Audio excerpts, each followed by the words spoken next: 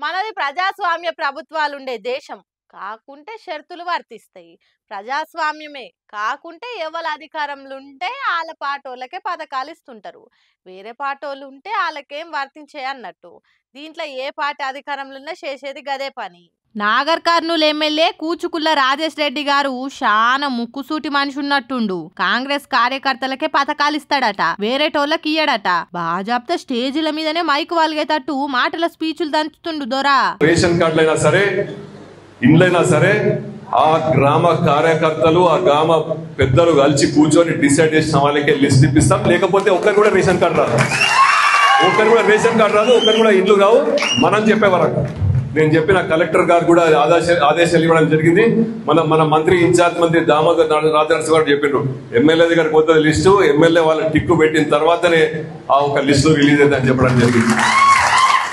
నేను డిపిఓ చెప్పిన, additional collector చెప్పిన, ఇన్ఛార్జ్ కలెక్టర్ గారు చెప్పిన, ఇటువంటి లిస్టు మీరు బయట పెట్టి రిలీజ్ చేయకండి, రిలీజ్ చేస్తే బాగుండదని హెచ్చరించడం జరిగింది. ఇన్నరా ఊర్లే కాంగ్రెస్ పార్టీ పెద్దలు కార్యకర్తలు ఎవ్వరికి చెప్తే వాళ్ళకే ఇందిరమ్మ ఇల్లు కొత్త రేషన్ కార్డులు ఇస్తారట.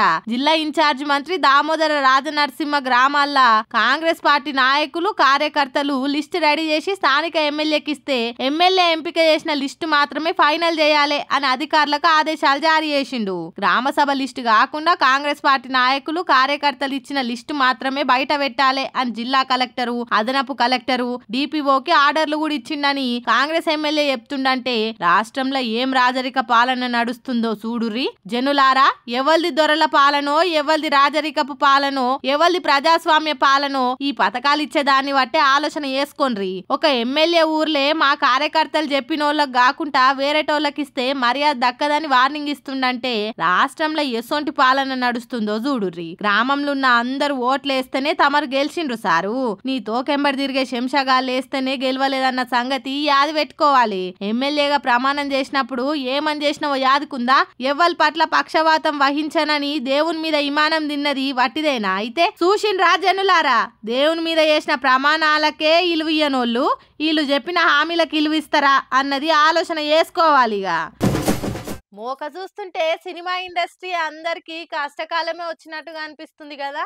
ఇవాళ పొద్దుగాలనే తొవ్వబట్టి అందరి ఇళ్ళల్లో ఐటీ రైట్స్ చాలా అయినాయి కదా. సినిమా ఇండస్ట్రీ మీద ఐటీ సోదాలు కలకలం చూపిస్తున్నాయిగా. ప్రొడ్యూసర్స్ దిల్ రాజు, అన్సిత రెడ్డి, దర్శకుడు అనిల్ రావిపూడి ఇండ్ల మీద ఐటీ రైట్స్ చాలా అయినాయి. ఆగో ఉన్నట్టుండి ఏందిది అని అంటే, ఈ సంక్రాంతికి భారీ బడ్జెట్ తోని గేమ్ చేంజరు, సంక్రాంతికి వస్తున్నాం సినిమాలు తీసిండు కదా దిల్ రాజు ప్రొడక్షన్స్, అందుకేనట. వీళ్ళే కాదు, అటు పుష్ప 2 మూవీ నిర్మాతలు మైత్రి సంస్థ మీద కూడా ఐటీ రైట్స్ చాలా అయినాయి. వాళ్ళతోటే మ్యాంగో మీడియా సంస్థ మీద కూడా ఒక అన్నేసిర్రు ఐటీ వాళ్ళు. ఈ మధ్యకాలంలో వచ్చిన సినిమాలల్లో బాగా ఆడిన సినిమాలంటే ఇవే.